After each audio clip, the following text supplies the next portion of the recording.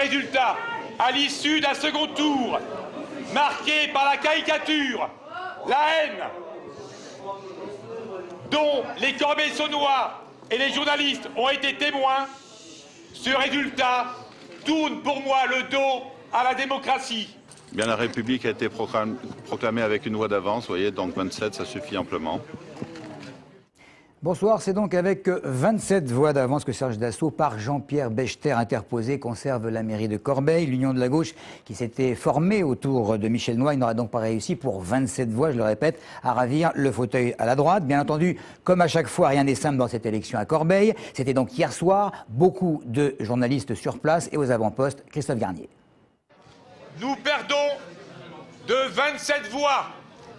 Pour 27 voix, le système d'assaut va continuer à 27 petites enveloppes seulement qui contraignent Michel Noailles à reconnaître sa défaite après une nuit de recomptage. L'écart s'est donc réduit entre les deux ennemis intimes que sont le PC et l'UMP sur Corbeil. L'an dernier, les deux camps étaient encore séparés de 170 voix, même si l'élection vient d'être annulée. Hier, le PC accusait son adversaire d'irrégularité et de fraude électorale. Il y a encore de l'argent qui a été distribué. Voilà, nous avons permis de faire reculer ce système. On accepte le résultat. Peut-être qu'on va le contester, mais au pénal cette fois-ci. Allez interviewer demain, dans les jours prochains, les Corbeil-Essonnois qui, depuis le début de semaine, nous appellent au téléphone pour nous dire qu'ils sont soumis à des pressions téléphoniques éhontées. Le grand absent hier à l'hôtel de ville, c'était Jean-Pierre Bechter, le vainqueur de l'élection.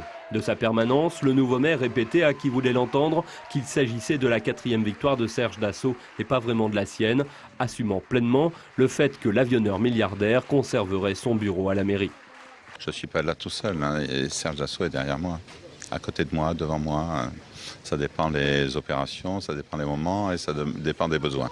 Avec une participation plus forte de près de 3 points par rapport au premier tour, la droite aurait bénéficié, comme en 2008, de la mobilisation de l'électorat des quartiers.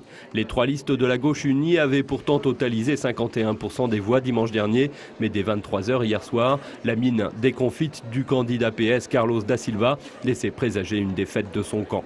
Défaite confirmée quelques minutes plus tard, reste à savoir s'il s'agissait vraiment du dernier acte de ce feuilleton politique.